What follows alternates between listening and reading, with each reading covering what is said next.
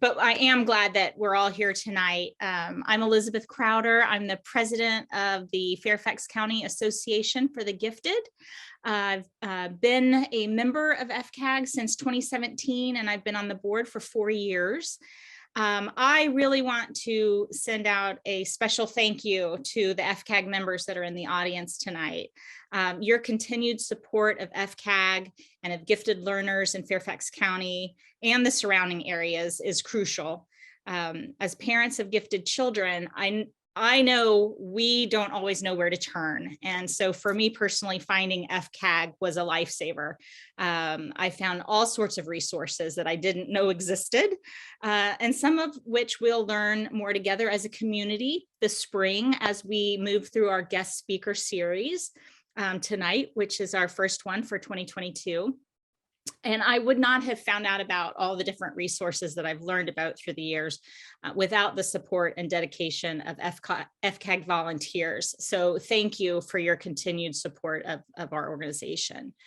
Tonight, we also opened up the speaker to members of our community who are not FCAG members. So you might be on the listserv, but you're not an official member. And I want to say welcome. We're glad you're here too. And if you're not very familiar with FCAG and what we do, we sponsor math contests like the AMC 8 and 10. Of course, we have guest speakers like tonight. We do host the listserv, which is also a great resource to ask other parents questions about how they've handled different aspects of parenting gifted learners. We advocate to the Fairfax County School Board and other local officials on behalf of gifted learners. And we provide the community with a way to connect with others. It's been harder during the COVID era. We used to have some really great play dates with game nights. That was so much fun. So I look forward to getting back to that at some point in the future. But we do need your support, and I hope that you will consider joining FCAG. It's just $25, and it's a great resource and a way to connect with other families. Many of the guest speakers this spring will be member-only events, so please visit our website, fcag.org, and consider joining us. Membership's just $25. Again, if you weren't here at the very beginning when we opened up the waiting room, we do have a couple of housekeeping items tonight to cover. If you have questions, please direct them to the chat and make sure that you select the moderator that says GE College Prep. That's the one that's going to be moderated this evening. And we will answer a lot of those questions in the end. So go ahead and send them as you think of them. You don't have to wait until the very end of the presentation to send the questions. Some of those questions might be more family or student specific. And in that case, Jen our speaker has graciously offered to do a free 30-minute one-on-one session with you that can be scheduled at your convenience. We do have 120 plus families that are joining us this evening. So we want to make sure that the questions that are being asked and answered are mindful of your time and appeal to the bulk of our audience tonight. So go ahead and send those questions in. And again, on your view, you want to select the side-by-side speaker mode, and that way you can see both her presentation as well as her. So with that, I just want to talk a little bit quickly about how we came here tonight. We do surveys to our membership. This is my first year of FCAG, and I'm a big survey kind of person, so you'll probably be seeing more of those coming out this year in 2022. But we asked what sorts of programming you would like to see. And this was one of them that came up, and we clearly hit a nerve if 120 people have registered for tonight's event. So I'm glad that this is going to be helpful to you. College planning is actually near and dear to my heart. It's what I've spent my career working in, financial aid and admissions. And so when the request came from the membership for some sort of college planning event, I knew exactly who to call. Jen Kaifesh. She is the owner and founder of Great Expectations College Prep. She has more than 20 years of experience in the world of college admissions, notably at Northwestern University, which she also attended. And after spending several years in the test prep industry, she saw the need for holistic, full service guidance college planning. And so she founded Great Expectations. And that was more than 15 years ago. Tonight, she joins us from California. And Jen, thank you so much for volunteering to do this for us and leading off our FCAG guest speaker series for 2022. Bet. Thank you so much for having me. We will dive in here. And one thing I will start with, like I know Elizabeth already mentioned, we've got a wide range. We've got a lot of people and a wide range of ages. We have everybody kind of equally proportional from 8th grade through senior year and even some younger. So the reality is I'm going to try to cover a lot today and more broad strokes. So as she mentioned, if you wanted to chat just one-on-one, again, no pressure, no anything, but the 30 minutes, we'll put some information at the end about that if you want to sign up. But that way we can talk about things that are more specific to your kid, but I'll try to cover as much as I can. Okay, so without further ado, the way I'm going to try to organize today is working backwards. So I want you to think of how college applications, what they look like, what's on them, and what colleges are viewing, what they're considering when they look at applicants. And then we will work backwards and talk about what students can be doing in high school and why it matters. There are a lot of things that varies by school, and you can see on this lovely pie chart, standardized test scores, depends on where you're applying. It also depends on what year you are and what grade. So things are changing quickly. So we will talk about kind of all of those elements. But if you look at this lovely pie chart, the idea of this here is to give you a sense of the main things that they see. High school academics, candidly, should probably be more than 25%. But the reason I broke it up this way is that sometimes there's an extracurricular that's so incredible that it can make up for slightly lower grades. Or if you have, if you take APs and you have 5s on all of them and perfect SAT and ACT scores, but your academics weren't quite as strong, it can carry a little bit more weight for a school that considers test scores. Essays and letters of rec, miscellaneous stuff we'll get to at the end. But I kind of want people just knowing that this is guidance. This is kind of a breakdown of tonight, and depending on where you apply and what you have that sets you apart, everything's different. But let's start with the most obvious thing, high school academics. So the unfortunate part of this is that I always want to tell people, like, you don't want to look at your classmates as competition. They're your friends, they're your classmates, but they are also your competition. So the reality is that if you look at any high school, so if you go to the #1 high school in America, if you go to the worst high school in America, you're still compared to your classmates. So colleges are looking at you within the context of your high school. What's available to you? Are you taking advantage of it? So if a kid goes to a high school where they do not offer APs, then the kid is not penalized for not having taken them. On the other hand, if you go to a school that has every AP that ever has existed, they expect you to take as many as possible. And they're going to look at how many kids are taking X number each year, right? And then going, well, if other kids at your school could do it, why aren't you?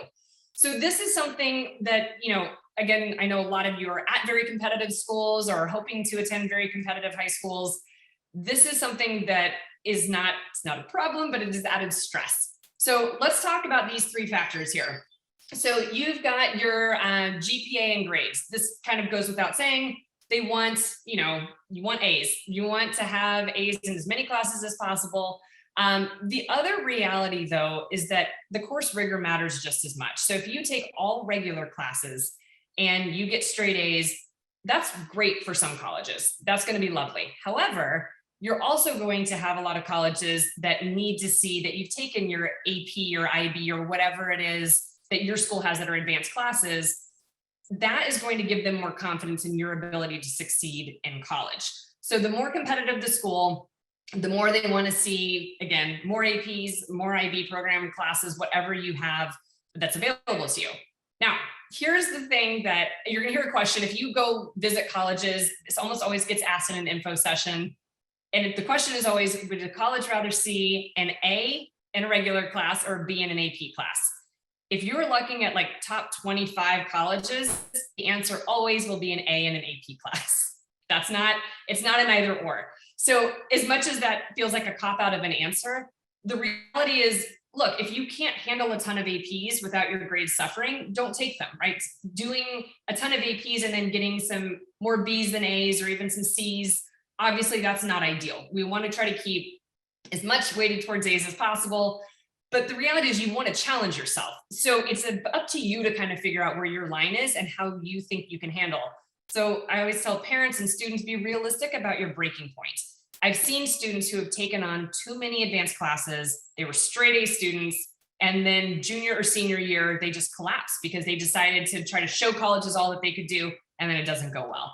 So it is about juggling that. It's also about what your path is. So if you're going STEM, right, you're applying for engineering, you're applying for pre-med, you're applying for anything, on that side of the spectrum, you have to make sure that you're taking more advanced classes in, math, science, things like that, that are related to your major. If you tell them you want to be a doctor and you've never taken AP biology when your class or your school offers it, it's a red flag to them. It either says you don't really care that much and don't enjoy it, or you're not that strong in it, right? Neither of which is a great thing. So you also want to be thinking about your course selection based on what your interests are that are outside your core academic subjects. So I've seen students who are desperately trying to fill every slot with like an AP class, right? They want to have as many APs as possible. But if your school has a really impressive newsletter or I don't know, anything, even your book, right? If anything, like if you're interested in journalism or newspapers, journals, if you want to be a journalist, you want to be an English major, a writer, and you don't get involved in that because that 7th period class conflicts with an AP that's completely irrelevant to your interests, that's also a red flag to colleges. So it's about finding that balance that shows I'm pursuing what I'm passionate about and what excites me, but also challenging myself as much as I can. The biggest thing to know, like I said, about the biology, if you're putting that you're interested in a certain subject on an application, you need to be thinking what your school offers that relates to that and take as many of those as you can. That's probably the best advice I can give you when it comes to picking APs, which ones. And of course, look, if every class can be an AP and you can still pull straight A's, fantastic, that's great. But part of this comes down to class rank, which a lot of schools don't rank anymore officially, right? So this is something that it's not like you're necessarily going to be number 31 out of 453, right? This is something colleges are going to be able to figure out slightly based on the other applicants from your high school. There's also something, wherever your high school is, they have something called a class profile. So if you haven't seen it, you can Google this. Just Google your high school name, class profile, and put 2021. If they don't have that, you can try 2020. But what it is the piece of paper or few pieces of paper that your high school sends to colleges. It's the information on your high school.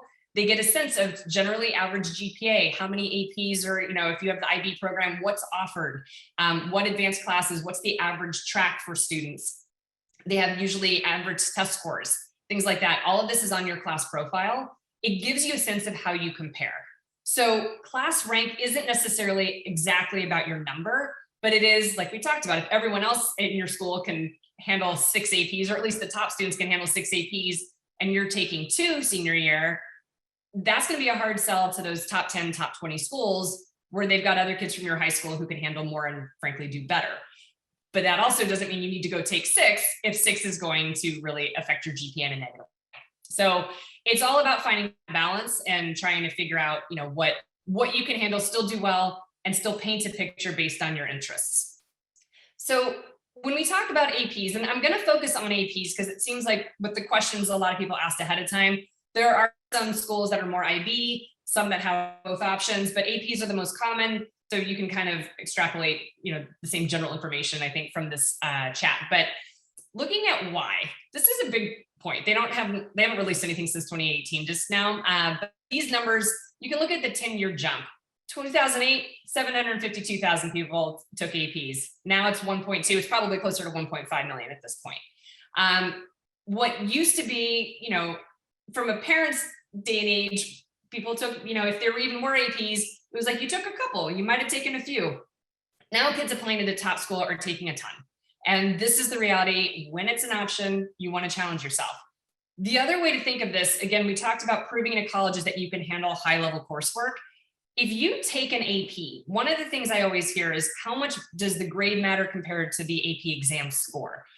They tell them different things. So you want to be careful that you're not putting all your weight going, well, I got an A in the class, the AP exam doesn't matter, or vice versa.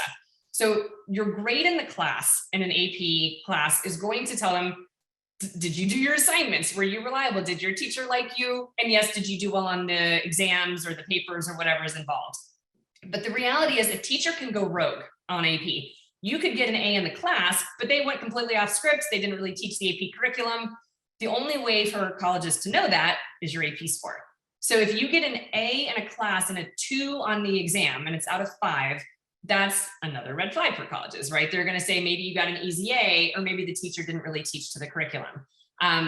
Conversely, let's say you get a B or even a C in an AP class, but you get a 4 or a 5 on the exam, it sends a really strong message, right? It gives the colleges, obviously they'd rather see an A with the 4 or 5, but the B or C, maybe you missed one bad assignment or you had one blow up thing, something went wrong, but clearly you understood the material. So they're both important, and it also does depend where you're applying. Some schools really care about the AP exam scores, others a little bit less so, but you want to value both. So don't discount one in favor of the other. Here are your courses for APs. This is what is offered at this point. So you can see there's a ton. It's impossible to take all of them in high school. You're not going to get through them all. You want to look at these and see what interests you and what fits your interests, but also your path, but also your unique skill sets. So I have students sometimes who maybe they've studied, they've gone to Chinese school on the weekends their whole lives. If you can do well on the AP Chinese language and culture exam, and again, it's not just a straightforward test, but you can do a little prep for it, understand how it's scored. If you can do well and have that score to send to colleges to differentiate yourself, absolutely go for it, right? But at the same time, you don't need to kill yourself and stress yourself out trying to learn a new language or learn a new subject. But I've had students who've been at high schools that do not have AP courses who've prepped themselves or worked with tutors to take an AP exam. I had a girl a couple of years ago who basically took every AP science exam because she wanted to be able to send scores, and she got 4s and 5s on all of them. Not only is that impressive if you took the class, it's that much more impressive when she didn't, and she learned how to do well on it. So if you happen to be at a school that does not offer APs, that's always an option. Or if you feel like, again, if you're fluent in a language, but you're not in the class, you can consider that as an option. Now, we talked a little bit about the scores, but looking at this kind of breakdown. So 1 is basically an F, right? 5 is basically an A. 1 and 2s, this is on a college application. We're going to talk about it in this context. If you're applying to college, if you have a 1 or 2, no one needs to know. We're gonna pretend you were sick that day or you didn't get to take the exam, whatever it was. They don't need to know that there was a lot going on that maybe actually led to a 1 or 2. We'd rather them think you didn't test. If it's a 4 or 5, you send it everywhere. There's no college that will not be happy, even though Stanford and Harvard and Yale might prefer to see a 5. They're going to still be happy with a 4. As you can see, that's like a B to an A minus, depending on it. It's good. The 3s are the iffy ones. So the 3s, it just depends on where you're applying, what subject it was in. And that's something that's a case-by-case basis. But recognize that there are some schools, if you don't send a 3, they may assume you got a 1 or a 2. But at the same time, that 3 may also hurt you if you're at a school that usually only accepts 4s and 5s, right? And they don't really see too many kids with 3s. So that's just something, know that with the 3, it may depend on the subject that you got it in and where you're applying, whether you're going to want to send that score to colleges. By the way, there are also a ton of schools in America that will give you credit for a 3, and they're delighted with a 3. So a 3 is basically, if you can see, it's like a C to a B minus. So a C is still passing, right? So that's a 3 is passing the AP exam. So if you pass it, there are plenty of colleges that will give you credit. Again, those top 20 schools, not so much. So just know with these scores kind of what that means when you're getting them before you just send all your scores everywhere. So standardized testing in general, which AP exams clearly are a part of. We're going to talk about this and go a little bit in depth with what's going on with test optional. So this pie chart, obviously for some schools is completely backwards. Other schools, it's even more in favor of SAT, ACT still. It just depends. So the reason I broke it down this way is that generally, if you take the SAT or ACT, it's a broader knowledge base, right? So it's math, it's reading, it's grammar, it's all of these things that are just fundamental concepts. AP exams are much more specialized. So yes, if you're applying for engineering and you do exceedingly well on the AP Physics C exam, they're going to care a lot about that. But the reality is, if your reading comprehension is horrible on SAT or ACT, it doesn't matter. And this is just one fun fact I always want to throw out there. People who are STEM oftentimes discount the importance of the reading section on SAT or ACT. But the reality is, for colleges, and if you ask people in admissions, they say this all the time. They're like, look, you need to be good at math for engineering, but you also need to be able to comprehend what you read. So if you're applying to a top and competitive program for anything STEM oriented, your reading score still needs to be high. Grammar, they care a little less about, but you need to be able to comprehend what you read and do it somewhat quickly to keep up at high end, not high end, but competitive colleges. So just know that that matters a ton. AP exams, again, if you're applying for engineering in your AP English literature class, you didn't do as well, doesn't matter as much. All right. So we're kind of morphing into SAT, ACT. So let's talk big picture here for a second, and then we'll break down the two exams. So the reality is, with test optional and test blind being new movements, let's define those terms for one thing. So in the normal world, before COVID and before all of this, everywhere basically required SAT or ACT. Some colleges were test optional. It was very rare. With COVID, what's shifted is now there's a lot of schools, the vast majority of schools, that are test optional, which means you don't have to take it, but you should take it if it's going to benefit you. So the way you want to think of this is, like, think of their average GPA for an incoming freshman. So if most kids need to have, let's just pretend it's a weighted 4.2, right? The university you're applying to wants kids with a 4.2. If you have a 4.5, you would want to think of this on SAT or ACT. If you can score 34, 35, 36 on the ACT, or above 1500 on SAT, send the score. That's going to help reinforce that 4.5 GPA. You're already above average. Now you're doubly above average. But if you have a 3.7 for somewhere that wants a 4.2, you need to have a higher ACT or SAT. You need to be in that top percentile for them, because you've got to show that maybe something went wrong in school, you had a bad year or bad class, whatever it was. But then SAT or ACT is going to help you prove that you still are prepared. You're still ready. You can hack it there. This is also, though, let's go back to the kid who has a 4.5, when the college wants a 4.2 or higher.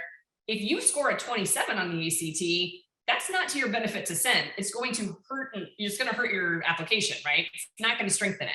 So when we determine with test optional, any school that is test optional, it's a case-by-case basis. The worst thing, though, that you can do is say, well, I don't have to, so I don't want to. The top colleges want kids who are motivated and clearly bright.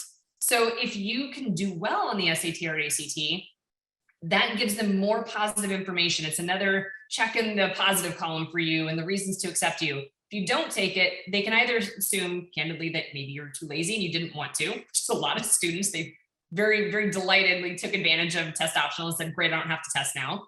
Or that you don't test well, which is not the end of the world, but also that's the message it sends. It's probably one of those two things. It was one thing in the first year of COVID when all of the test dates were canceled. We're kind of past that point now. So with test optional, it's up to you, but think of this almost as like an art portfolio. If you are a great artist and a college gives you the option of sending a portfolio to round out your application, if you're amazing, send it. It's going to help you. It's going to, again, round you out, make you look really interesting, and highlight a skill that you have. I draw stick figures. If I submitted an art portfolio, that would not help my application. So testing is the same thing. Now, keep in mind, there's a big difference between if you take a practice test where you are and where you can be because of prep. So let's talk about the test, because one of the biggest mistakes we see students make is picking the wrong test that does not play to their strengths. So the big thing, I think, for SAT and ACT, one of them is the pacing. SAT moves a lot slower. It gives you more time per question. ACT is more like, do you know it or not? You got to move forward. You got to move quickly. But the downside to that is the SAT is also a lot trickier.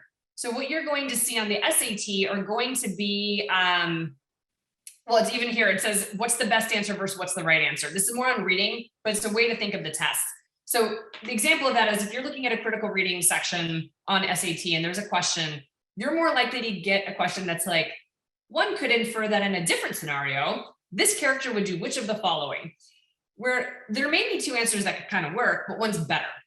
There's not a concrete correct answer that was in the text somewhere. ACT, anything on reading, if it says like, which of the following was evidence that the author gave, line 27 is where the evidence was, that's your answer, it's C, right, whatever it is. So ACT is much more straightforward, but it moves much more quickly. Now, I've had people say, well, doesn't that mean SAT is harder and therefore more impressive? No, they're testing very different skill sets, and colleges value both. The reality is ACT has actually become more popular nationally, and that includes at the top 20-25 schools. So if you look at how many people are applying and getting accepted to the top schools, more people are doing ACT now. It's not a reason to do ACT. SAT still might be better for you, but don't think because the ACT's reading is more straightforward that it's easier. It's basically testing your ability to kind of skim, and I don't want to say speed read, but can you get the sense of things? Do you know how to go back and find answers? Because that's something you need in college, right? If you're taking these really competitive classes, or, especially if you've got a lot of reading, how do you stay on top of your work? You can't read very carefully and reread paragraphs 3 times. You have to kind of get the sense of things. So ACT plays more to that strength. The math difference, ACT is also more straightforward. This is the reality. You're not going to have more like, you'll have some questions that are like, Jane was building a house and had this much plywood, right? You're not going to have, I guess you don't use plywood on a house, but you're not going to have that type of question. SAT, you are. So you're going to see a lot more word problems. You're going to see a lot more like, how do you apply this knowledge? ACT is going to be more like, here's a question. Do you know law of cosines, right? Or do you know how to use this or find this angle in geometry, whatever it is. So if you're a good student, ACT sometimes plays to those strengths because you just have to know it, but you do have to move quickly. You have to be willing to let go. If you get bogged down on questions, ACT can be the death of you, but you can also teach yourself and learn, especially through prep, that that's not the way to handle it. And there's a better way to do things. The science section on ACT. This is something that I always want to make sure I'm drawing attention to. I see kids all the time who tell me they picked the SAT because they don't think they're good at science, or kids who say they picked ACT because they love science and they're applying for a STEM major. The science section does not test science, which sounds silly, but the science section tests your ability to read graphs and charts. There are 40 questions. A maximum of 2 questions can test any outside knowledge. And that outside knowledge is going to generally be middle school level. And again, 2 out of 40 questions can do that. And that's usually like order of planets. What's the difference between gas, liquid, and solid? That's all they're looking for. So if you're like, I did really well on AP chemistry, I'm going to take ACT because there's a science section, your talents are wasted. It is not what they're testing.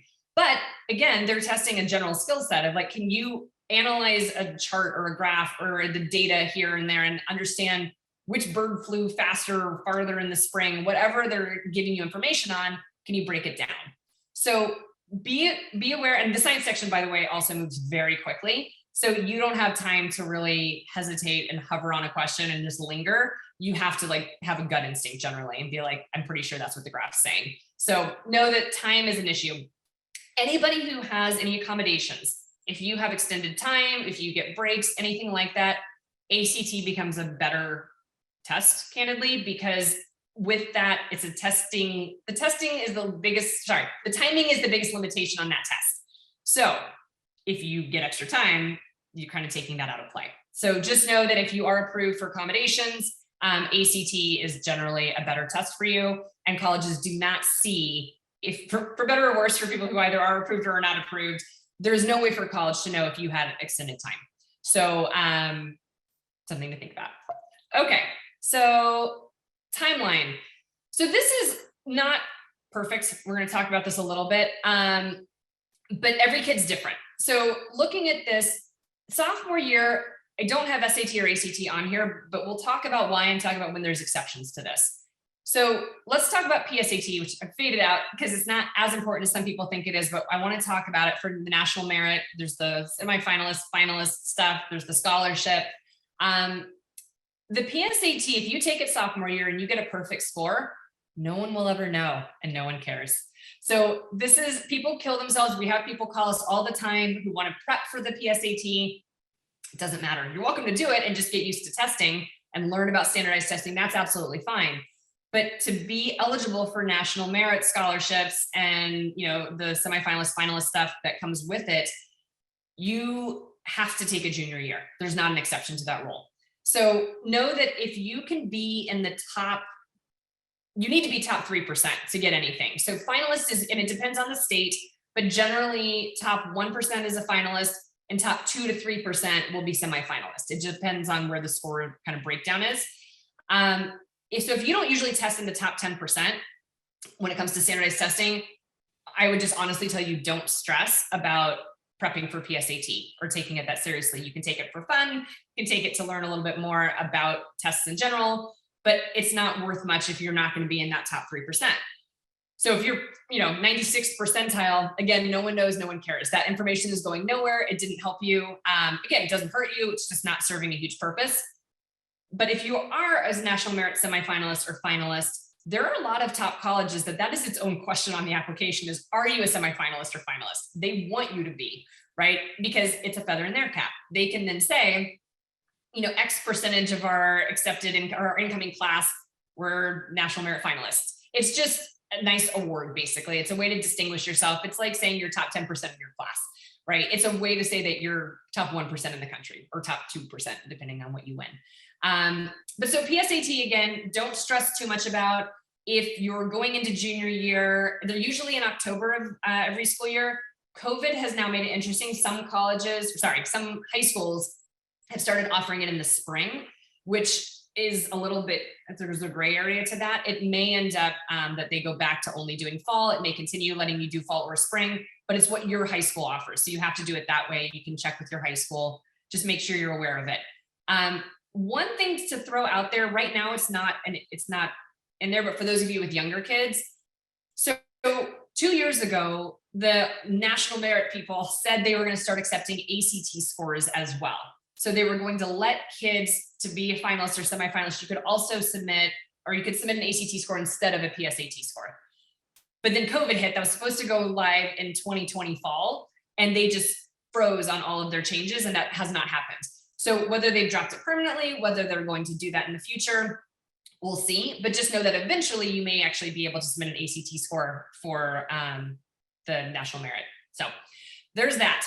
Now, SAT, ACT prep, and when you would want to take your tests, and also why to take one over the other than what we discussed. So the first thing is that both of these tests test through Algebra 2. A tiny bit might come out of pre-calc, but depends on how your school breaks down the curriculum. So every once in a while, I'll see a concept that kids don't learn till pre-calc at their high school, but another high school was already taught in Algebra 2. And it's just that cuspy stuff that comes at the end of the year, depending on the speed your teacher moved at, basically. So if you're done with Algebra 2 as a freshman, you could test sophomore year. And for what it's worth, we work with a ton of kids that actually do test and are done. They get their top 1 or 2% in the country scores. They're above a 1500 or above a 34 in mid sophomore year, and they're done. And that score is the score they can send to colleges. This is really nice if you're on that super advanced math track, because it allows you to just focus on your classes junior year and visit colleges or deal with your extracurriculars. You can focus on more important things. But the reality is most kids are not prepared to test sophomore year.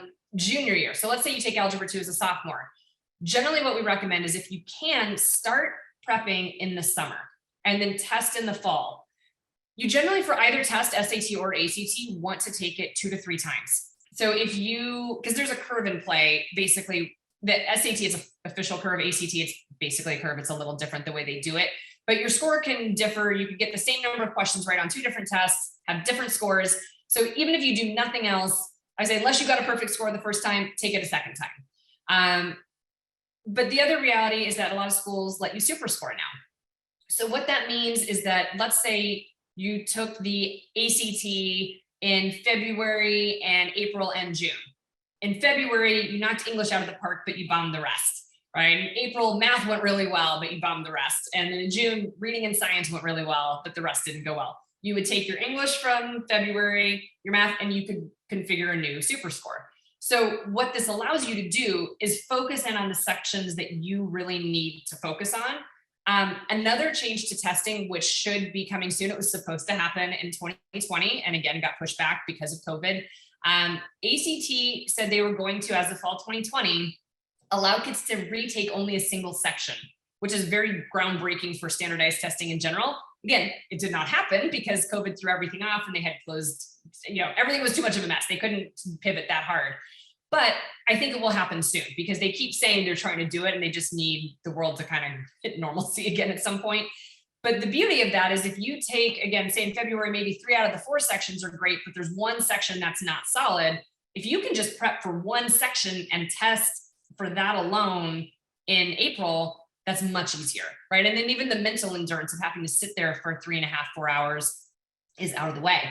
Again, that doesn't exist yet. That's supposed to have already existed. It may happen next month. It may happen 2 years. It may never happen. But just know that if you're younger, this is a very likely possibility down the line. Now, SAT does not offer that. There's been no conversation or discussion of them doing that. They very well might. The one thing that I always want to throw out there, this is something that's different about the way SAT and ACT send scores to colleges. So again, if you're young, this is a lot of information that may not quite be relevant, but if you're especially a junior or even a sophomore who's thinking about testing, you want to be aware of this. So SAT is through College Board, right? College Board is the company that runs it.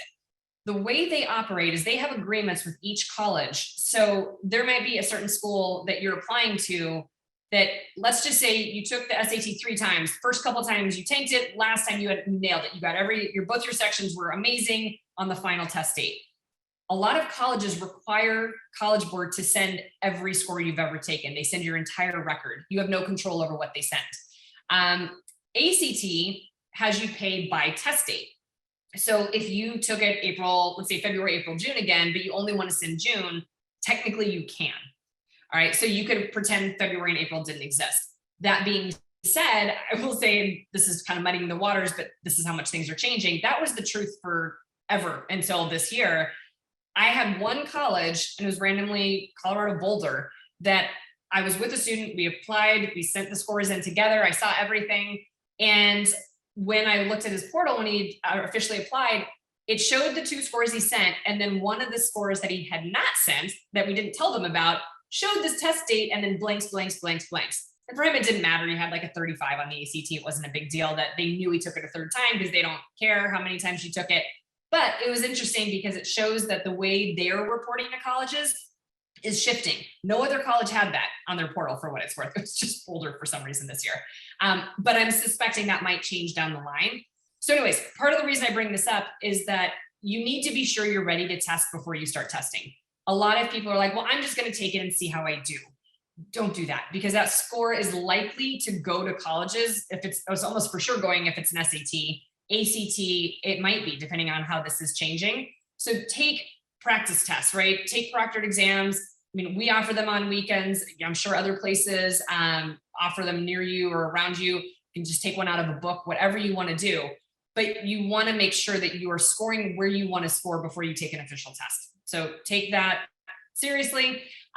So the 1st, 2nd, 3rd sitting, 4th sitting, the whole if necessary for the 4th, again, you may be done by the holidays of junior year or even of sophomore year, depending on how well you're testing or what you've done. The idea here is like, let's say you're taking Algebra 2 junior year. You don't want to start prepping at the beginning of the year because you're going to have so much information you haven't learned that's on these tests.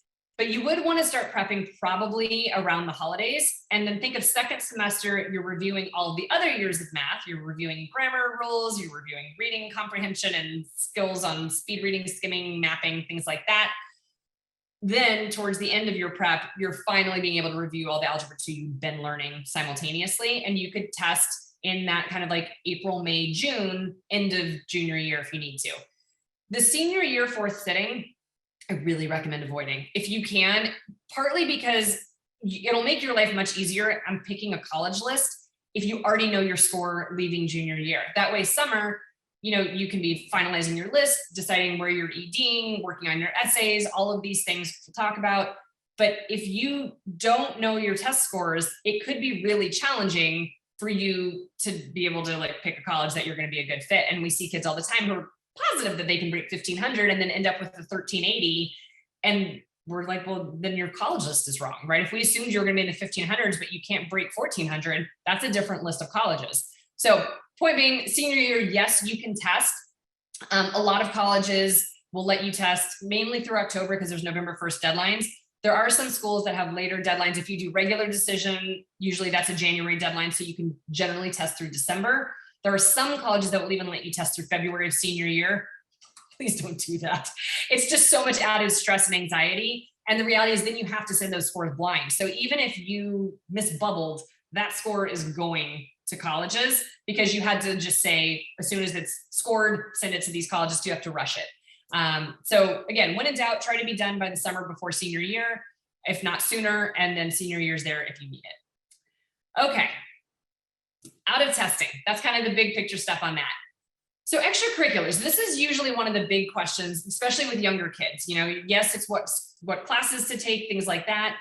This is where you can kind of tip the scales. So let's just say you have a kid that has straight A's in all the hardest classes at your school, but you're applying to MIT, to Harvard, to Princeton, to Yale, wherever.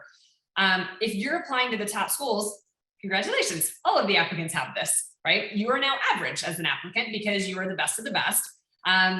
Stanford had, I don't remember the exact stat, so I won't massacre it, but they had some horrific statistic they released that was the number of valedictorians in perfect 1,600 kids that they reject, which is a little cocky of them. But the whole point of that is to say, like, that's not enough to get you in. That's enough to get you looked at, right? So it's showing you're smart enough to hack it here. But then the next question is, do we want you in our community? Are you going to be an asset to the student body and to the university down the line? So if you look at this pie chart, the biggest part is community impact, right? So volunteer work, leadership, and notable accomplishments. Look, if your notable accomplishment is something off the charts amazing, that's a little different. Again, it's going to be more than 10%. So all of this take with a grain of salt. But the idea with the community impact, colleges care how you impact the community that you're in. And do you make your high school a better place? Do you make your neighborhood a better place?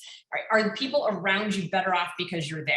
So this is sometimes tough for kids to kind of figure out how to navigate because it's not super straightforward all the time, right? It's not just saying, well, I'm a president of something. It's what's different because you were there. So let's talk small and then we'll talk big. So let's say you're in the Red Cross Club, right? There is a section, and we'll go over this in a minute, but on the application, you get 150 characters, not words, characters to describe an activity. If you're describing an activity and you're talking about Red Cross Club, if you define what Red Cross Club is, congratulations, they probably already knew that. And if they didn't, it tells them nothing about how you impacted the club. So what they care about on the activity section of the application is how you impacted that club. Did you coordinate or organize? It's all active verbs like a resume, right? It's like I led this, organized this, founded this, initiated this. So even if it's just that you ran or managed a bake sale, that part matters, right? But it gets better the bigger the thing is. So look, founding a club is great, but I had a kid who founded a skateboarding club at his school. I was like, I can get it anywhere now. I was like, look, it's great. You're active, you're doing cool things, but that's not going to be exactly what it is. Now, you can take that love and start trying to help raise funds to build skate parks in less affluent areas and the inner city. That's different. That's impacting your community. So you want to think about that. An example I always give, because I think it's hilarious and this worked out really well for this girl. I had a girl, she was in Los Angeles. She was worried about the environment. She wanted to help with, we were in a bad drought in California. She was trying to figure out a way to have an impact. And she had done enough beach cleanups and all this stuff. And she learned about waterless urinals. And she was like, our school should have those. So she went to her big public high school. It's like 700-800 kids a grade. It's a huge school. And went to them and said, we should have waterless urinals. And they said, we don't have the budget or the time to deal with this. So she said, what if I spearhead this? So she ended up going around and talked to the PTA, talked to all these organizations through the school and like parent organizations, helped fundraise, did this. She had a binder, it was like a 3-inch binder that was waterless urinal models. And she'd called plumbers, she'd called these organizations. So she found plumbers who were willing to do it at a discount. She got all the urinals at her high school changed. It's the most random story. That girl cleaned up in college. Like every admissions she had a good GPA. She was a solid student. She wasn't exceptional, but she got in almost everywhere. And she had personalized letters back from admissions. She had scholarships for community service and all this. And to her, it was just like this quirky thing she'd done. But to colleges, it was like, this is a kid that sees a problem that no one else even saw. And nobody looked at normal urinals and said, that's a problem. But she's like, we should fix that. And she went out proactively and found a solution to it, implemented the solution, and had an impact. So there's a million examples of that, and everyone has something different, right? Depending on your interests. But notice that's not even necessarily, she was a political science major down the line, by the way. She wasn't even an environmental anything. But this matters to colleges because they look at her and go, you're going to make our community a better place. You're going to come to college and make us better, make our student body better, make our campus better. But you're going to go into the world and we're going to be proud that you're wearing our sweatshirt, right? So they're looking at kids who are going to go out there and change things and represent well. So with community impact, think of it that way. Volunteer work is honestly kind of similar. It's like, are you giving back? Are you making the world, again, a better place? Are you looking out for anybody other than yourself? And sometimes the easy way out of this is just to say, look, I have an interest in, I love music. I want to see kids who can't afford musical instruments be able to play music. So whether you fundraise or you have a drive where people donate old instruments and you bring them to an inner city school, there's all these things that you can do. Volunteer work, the one thing never to do, which sometimes people do because they think it looks good, you don't want to bounce around, right? So if you do one weekend, you work at an animal shelter, another weekend, you go do a beach cleanup, right? You do this, and then sometime you're at a soup kitchen. If you're just doing random things, that's padding your resume. And it shows you have no sincere interest in any of those things if you're doing a few hours here and there. You want there to be a through line. You want there to be a narrative that they can see this is your cause. Maybe it's, one of your grandparents had Alzheimer's and you not only work with retirement communities, but you also do Alzheimer's research at the hospital nearby or whatever it is. Have there be something that shows a connection of your interests, not just random things, because you, on the common application, which goes to most colleges, you have 10 spots, right? You can only list 10 things. So you wouldn't want to list one thing you did one time for 2 hours on a Saturday as one of your 10. You'd rather say for 4 years, every month I went and volunteered here. That works. All right. Leadership. Leadership is grayer than people think too. I hear a lot of people talk about how you need to be president or captain or whatever it is of your organizations. And look, that's great. But going back to the girl who had the waterless urinals installed at her high school, that's leadership. She ended up taking initiative. She took control of something. She had to have people followed her, people were in, she had volunteers, she had parents behind her, like supporting her. That's leadership in a different way. So don't feel like you have to be elected. So there are some people out there that are more shy. They're not comfortable running for those. That's fine. But what you want to show colleges is that when something matters to you, you will take the reins and go with something, right? It truly is more about initiative and just respect from your classmates and teammates. If you want to start something new, you don't have to make it a formal club at your school. If you want to reconfigure computers and again, give them to schools that don't have the money and the funding for new computers, great. You do that. You want 3 of your friends to follow. That's a leadership position. You can say you coordinated this and got several people to help you. You can build it that way. Notable accomplishments, it's broad, but it's broad intentionally because it could depend. Like notable accomplishment, again, could be getting waterless urinals installed. It could also be curing cancer over the summer. It could be winning a national writing award, right? Everybody's different, but that changes the calculus from a college perspective. If you are applying as a journalism major and you've won 15 national journalism awards, that means a lot, not just that you're a good writer. One of the things to keep in mind about anything that's more of a, a contest or a competition, anything like that, colleges love people who are willing to enter them because it shows you're not afraid of rejection, which is a very important thing. So anybody who goes to a top school, we'll pick on, Yale. Everyone who goes to Yale is used to being the best where they came from. Once you get to Yale, you are now average. How do you handle that? Are you okay with that? They want kids who are like, you know what? I'm going to apply for this writing competition and maybe I'll win, maybe I won't. Maybe I'll get some not great feedback, so maybe I'll get some amazing feedback. If you're open not only to feedback, but rejection, it's a really good selling point. Of course, you're not going to list all the places that you applied and didn't get in or didn't get, nominated for something. But just by the very definition that you've won something, they know that you've probably entered others, and that speaks volumes. So if you have a skill that you can enter, it can be photography, poetry, it can be hackathons if you're into like coding. There's always contests and competitions you can enter. But also there's things like academic decathlon, and you can be a mathlete and do math competitions. They like the kids who love learning, take it and go apply and try to be the best they can. And if you can make it easier for them to know how good you are because you placed regionally, nationally, whatever it was, that helps them. It makes their job easier. So this is what extracurricular activities and work experience looks like on the Common App. This is literally just a screenshot. So if you see, it's an order of importance. You can see on the far left, you've got the grade level that you've done it in, hours per week, weeks per year. You have a blank to show any positions or honors held, the name of the employer if you worked at like a juice bar sort of thing, and then your activity at the bottom, that's how much room you have to describe it. So I have kids who have these great internships and they think they're going to write this amazing essay about it. Maybe if a college happens to ask that question, but you may only have 150 characters. So like we talked about, what matters a lot is that you're going to be able to say, I again led this, organized this, created this. It's the active verbs, it's how you impacted it, right? So when you're looking at this, recognize it's quality over quantity, right? They want somebody who's been, you can check 9, 10, 11, 12, or 10, 11, 12, or at least 11, 12. But if you're like, I did this for 1 year, I did this other activity for 1 year, it's not good. It doesn't show consistency. So this is also where if you are in the orchestra or the marching band, or you play a sport, anything like that, these are all great things. It shows you're involved in your community. It shows you can work well with others, right? It shows you have something that you've committed to and you ideally are trying to get better and improve over the years. All of these things are great character traits.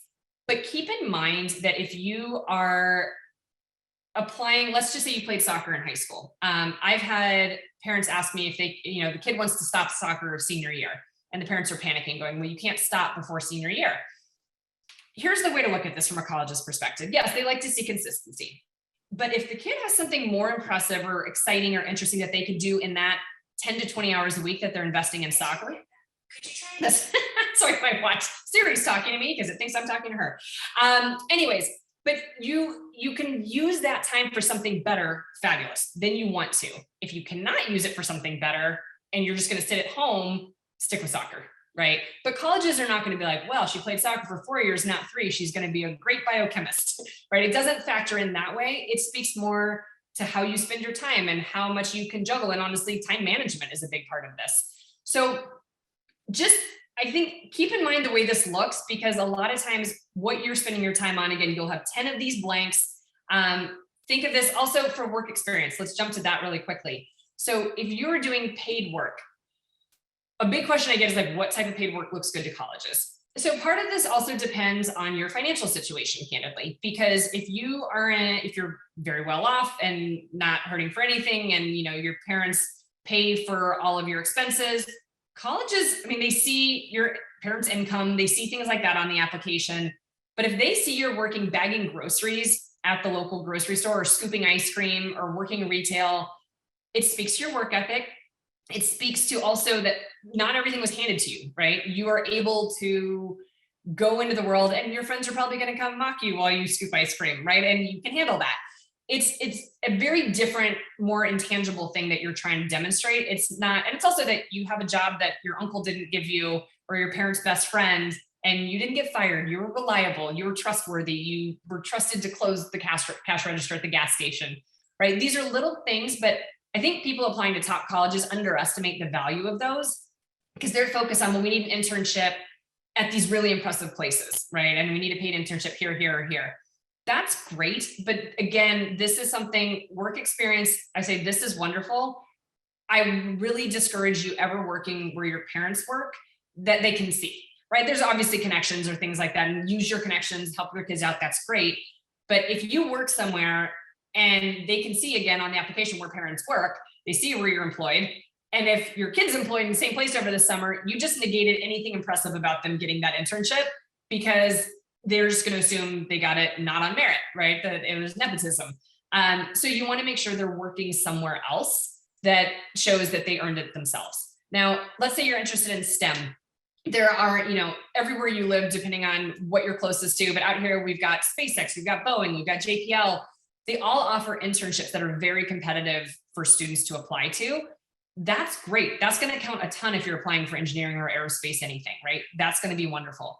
But at the same time, if you don't get that, there's a big jump down to like working at your uncle's auto shop, which actually would be amazing because that shows that work ethic. So people feel like you need this and not the bottom stuff, but the bottom stuff sometimes really it rounds you out and it sets you apart from your classmates who aren't doing stuff like that. Okay, letters of recommendation. So if you're going through high school, whatever grade you're in, I want you to think about this. This is a very important, and you can see, hopefully you can read it, it's not too small, but you've got everything from, of course, academic achievement, but intellectual promise, quality of writing, creative original thought, productive class discussion. Are you respected by faculty? Are you respected by others? Do you show respect to others, right? All of these things. This is what somebody who writes your letter of rec, they have this chart. This is the common application ratings page for any kind of letter of rec. You need to be on the far right in the columns when you're picking somebody to write your letter. So obviously you would not pick somebody who would put you in the below average categories, hopefully. That's probably not the right person to ask. Average, you still don't want. Good, which is above average, okay, fine. But if you're applying to top schools, you need to be at least excellent, if not outstanding, or one of the top few I've encountered. So as you're building relationships with teachers, there are teachers out there that may love you and write wonderful letters, but they're not in the right subjects or they're not in the right grades. So for instance, if certain colleges require that you send 2 letters from junior year teachers. If you're doing 2 from junior year, but you have an incredible sophomore teacher, you may lose out on that letter. Other colleges don't care. They'd be delighted to hear from your sophomore year teacher.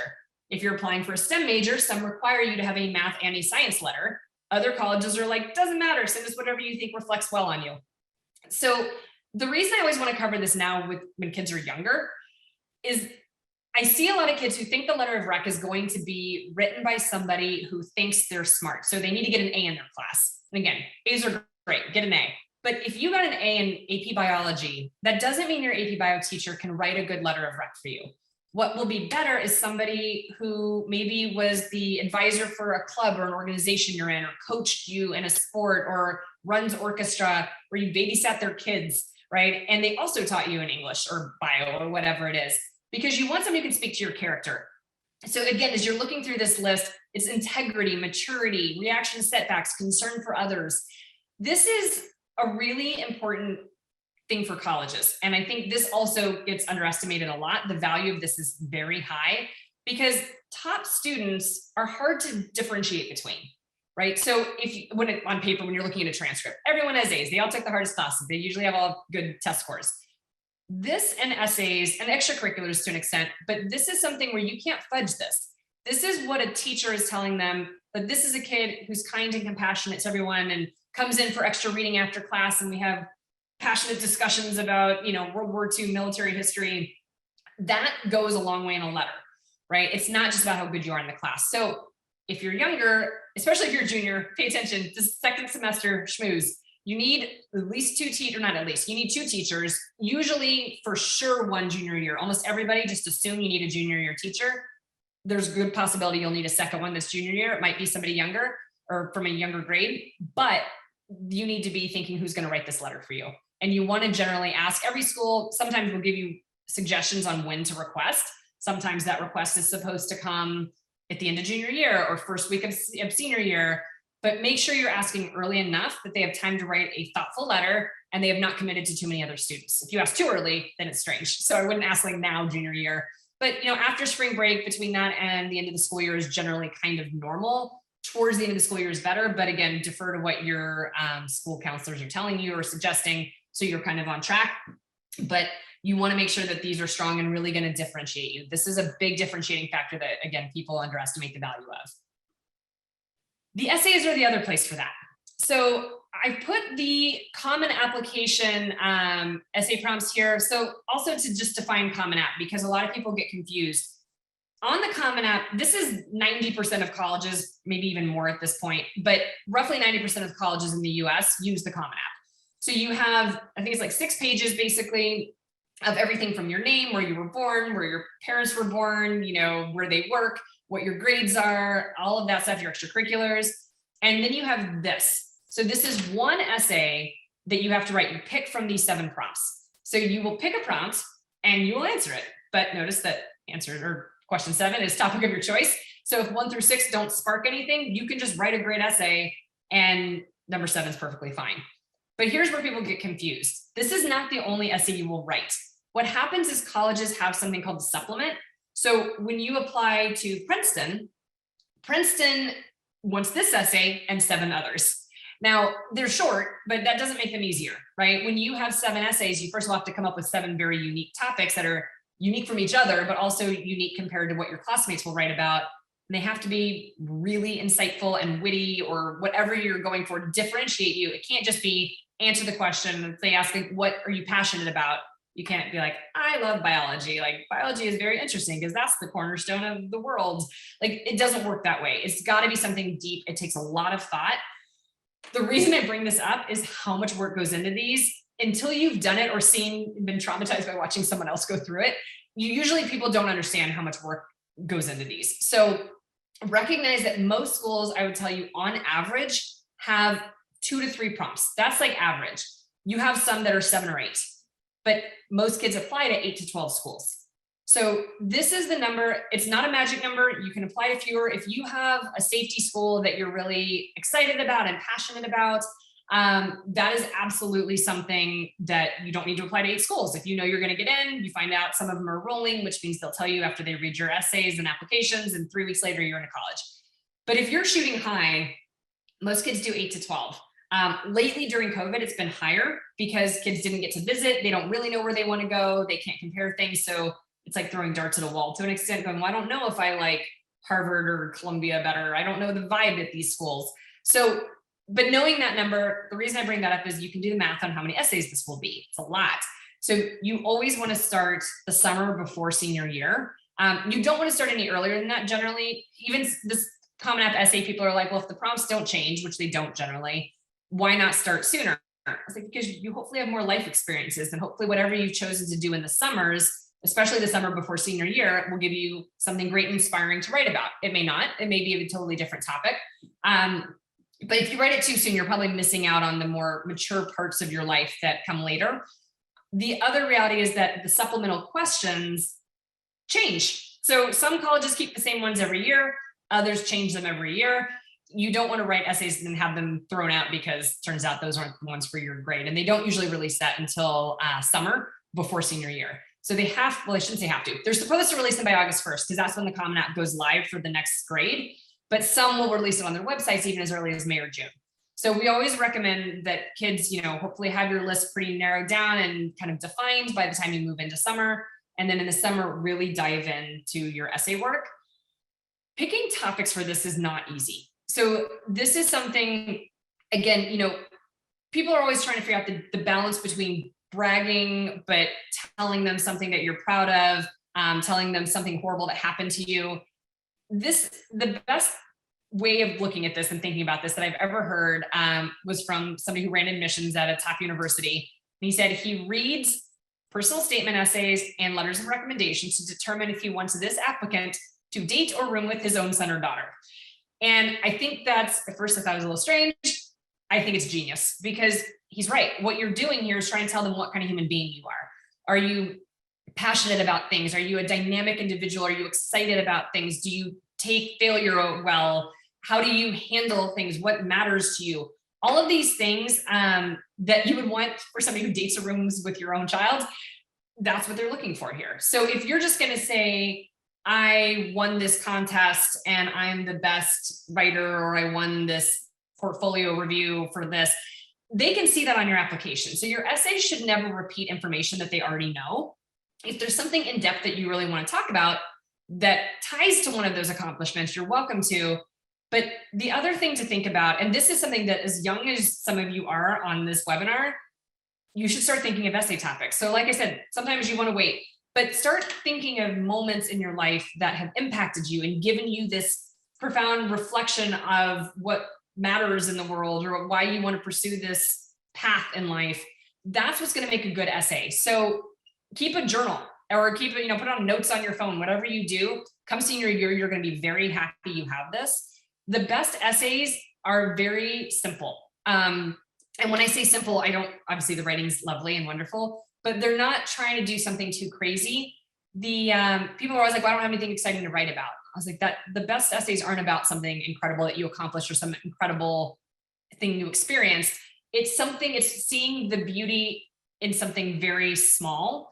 I'll give you 2 examples. So one that's very well known, you can Google this essay, by the way. It's the, what do they call it? I think it's the Costco essay, the Costco college essay. So there was a girl, she got into, I think it was 6 of the IVs.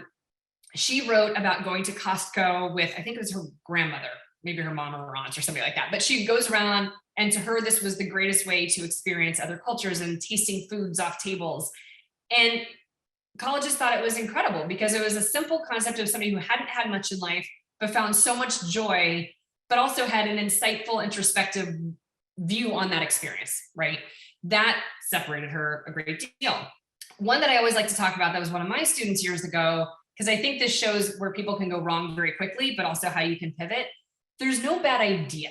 There's bad execution. Well, of course there's bad ideas, but you can take an idea that's not great and just zoom in or zoom out, and the entire topic changes. So for instance, this student went to, this dates me and ages me, but he went to New Orleans shortly after Katrina. By the way, this tells you how much this essay stuck with me because it's a long time ago, but went to New Orleans to help rebuild. He and his kids from school, they went out over the summer, and he was all proud of himself. He's giving back to the community. And he got there, and he's a white kid from West LA, and it was in a very Black neighborhood, and one of the people in the neighborhood was not happy to have these wealthy white kids coming in to save the day and would yell racial slurs at him all the time. So it was this whole thing. So he started out talking about how his essay concept was like, and I feel so lucky to grow up in a safe place and to have a home and, not have my home wiped out by a hurricane.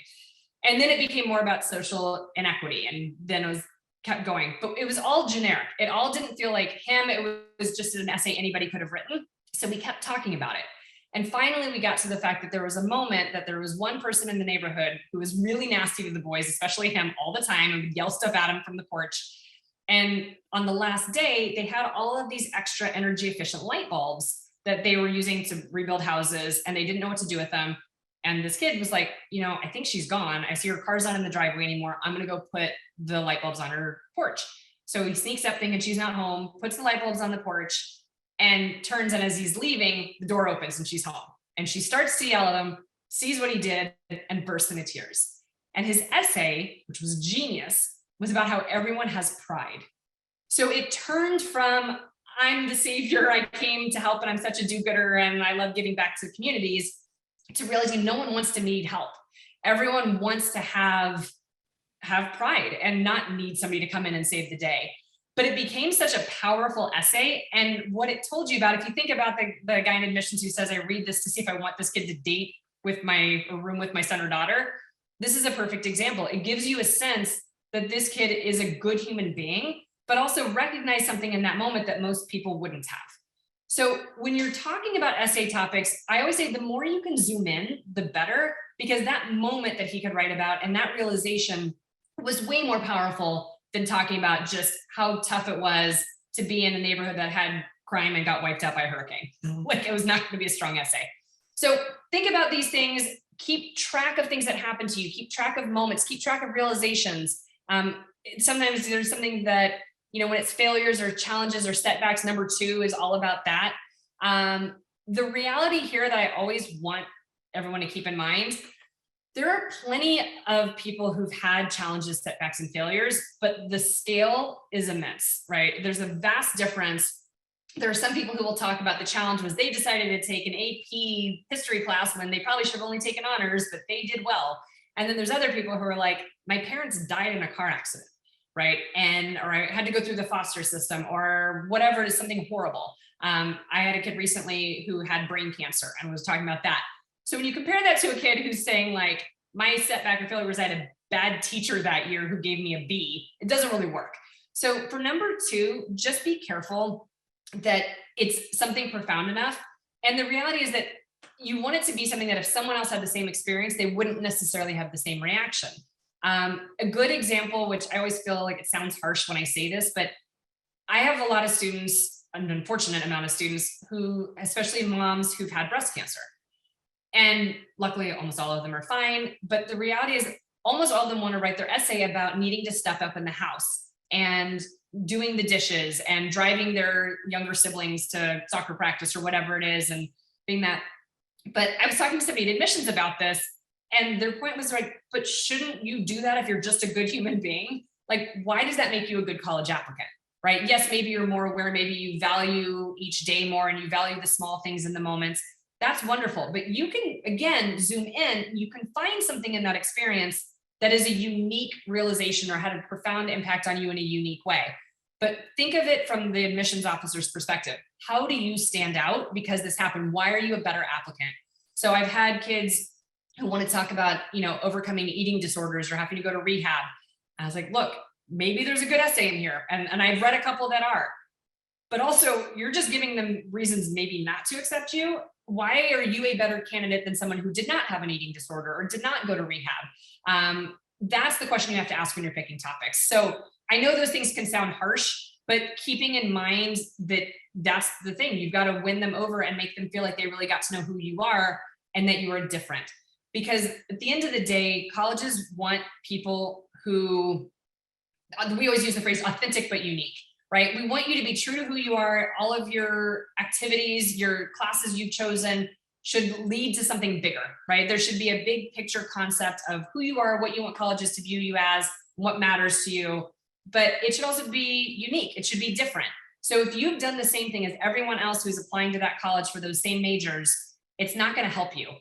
So big picture, one of the things that has changed, when I applied to college a while ago, you had to be good student, good test scores. If you played a sport and a musical instrument and were in student government, you could go to Stanford, Harvard, Yale, right? Like that was kind of how it went. That's how clear it was. Most of the kids who went to those schools applied to like 3 colleges. They knew they'd probably get into one. It was much easier back then. They wanted well-rounded back then.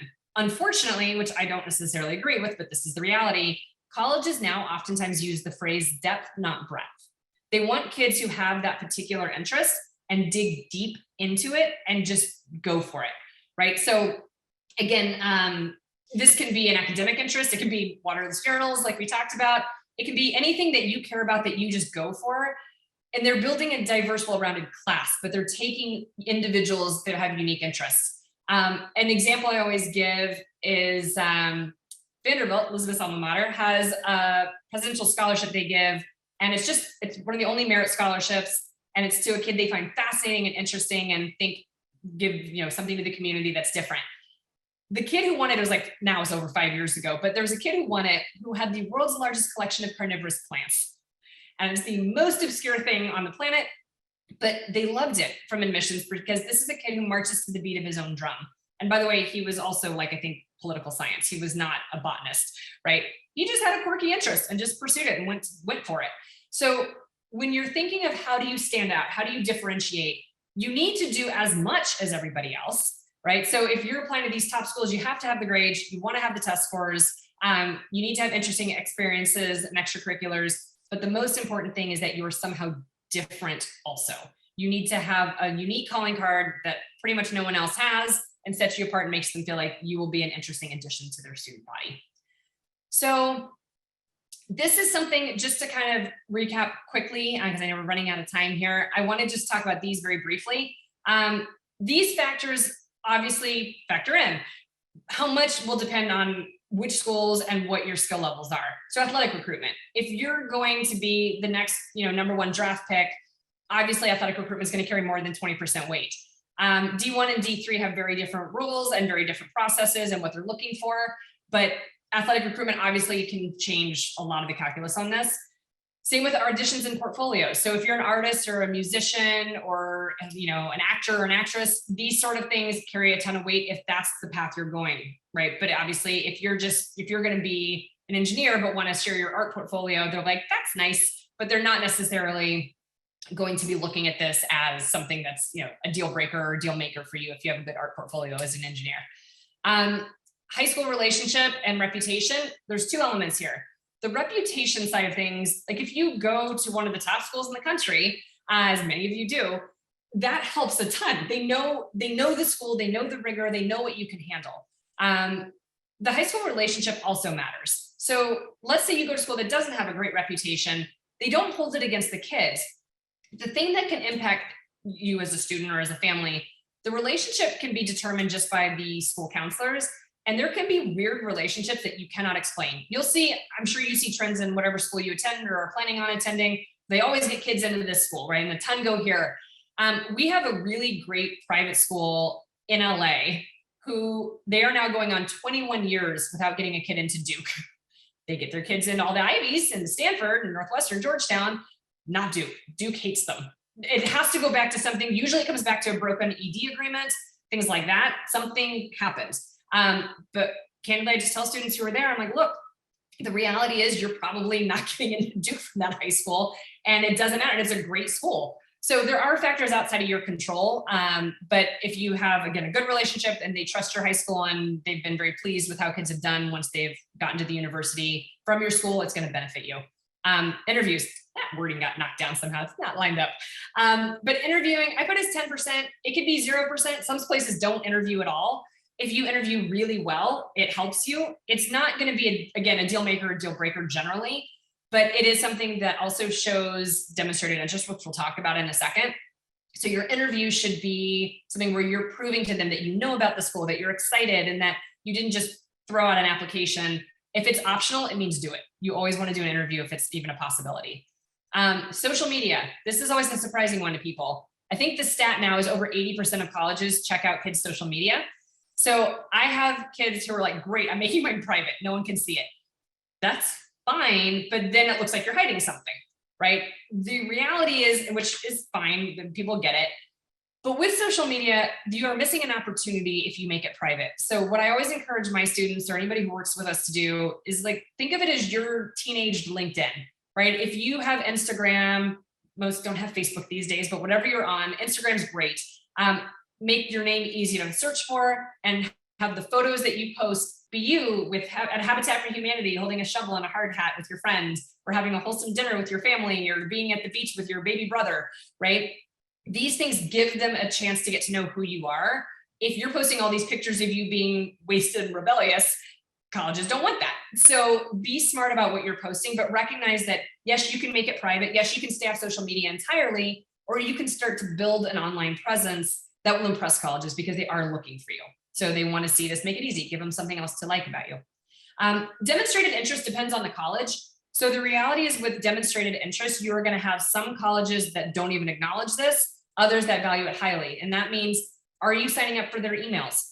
So when you're younger, if you're even a freshman, a sophomore, use the email address that you think you'll use for college admissions, which means if you have like, I don't know, Purple Ponies 23 as your at gmail.com as your email address, change it. Make it first name dot last name at Gmail, something like that. You can use your school email address if you want to, if you know you're going to stick at that school, but start signing up for informational emails from colleges because they can go backwards and track. And by the way, they do. How long have you been getting information from them? Are you checking to see, are you opening the emails? They check that. Are you clicking on links in the emails? So they are seeing if you are sincerely that interested in a school. If you say it's your first choice, but you've never signed up for emails or never opened an email they sent, they don't buy it. They're not going to believe you. So they're checking that. If you visit, if you do info sessions, tours, interviews, all of that is part of demonstrated interest. So that factors in a great deal. And I think that's the gist of it. So this is something you can see here, what we've got. This is our website, our contact info. And hopefully, I know I tried to do broad strokes here, but we've got a lot of people with a lot of different backgrounds, different ages, different interests. So you'll see at the bottom, the 30-minute one-on-one consultations. I am happy to do these with any and all of you that want to do them. And it's just a chance to actually have the chat. So we'll sign up for that if you'd like. But now let's take some questions. I think Chantal, you want to let me know what we've got? I'll let you pick some and I'll talk fast. Yes, absolutely. So the first question that was asked a few times is, will a copy of this webinar be available to everybody? Yes, absolutely. We will send you a link probably in about 24 hours. You just got to download it from the web and then upload it to YouTube. And once we have the link, we will send that to you later tomorrow. Okay, the next question is, can you explain what a sitting is when you say first, second, third, fourth sittings in regards to testing? Absolutely. Sorry about that. So throw out this terminology. So a sitting is just when you actually take the test. So you can sit for the test on different dates. So think of it as the actual official exam. One sitting is one official exam. So point being, if you're going to sign up for something in February, your sitting would be in February, but you would be prepping in the months leading up to it. So sitting is just the official test date you're taking. The next question is there a minimum ACT or SAT score that you think should be sent to colleges? Depends on the college. So without terrifying everybody, and they'll say, I'll give you broad scope, but you can look, by the way, on colleges' websites. You can look in the FISC guide, by the way, which I love. I don't love that they did this in 2022. The 2022 version doesn't have average test scores anymore because of the test optional movement, but 2021 does. So if you can find 2021 FISC guides, those are super helpful. But what I recommend is for each college that you look at their range. So generally, like in books like that or on their website, it'll show you 25th to 75th percentile. So let's just say a school goes from a 30 to a 34. That's 25th to 75th percentile. If you have a 29, don't send it. That means you're bottom 25th percentile. If you have a 35, you're absolutely sending it. 30 to 34, if you're anywhere in the range, probably send it because that means you're average for what they accept. Obviously on the higher end of the ranges is better, but if you're below the range or at the very bottom of it, don't send your scores. So I know that's not answering your question, but there are some schools that I would say never send anything lower than a 34 or a 1500. And there's other schools that would be delighted with a 27 or, a 1200. So it just depends on where you're applying. But that's the best rule of thumb, is to look at the range of their average scores. Next question is, how can students coming out of 2 years of remote and interrupted schooling have developed relationships with their teachers? Excellent question. It's not easy. And so I would say for those of you who are younger, this is hopefully we're going in the right direction. You'll have more in-person school and things will go back to normal eventually.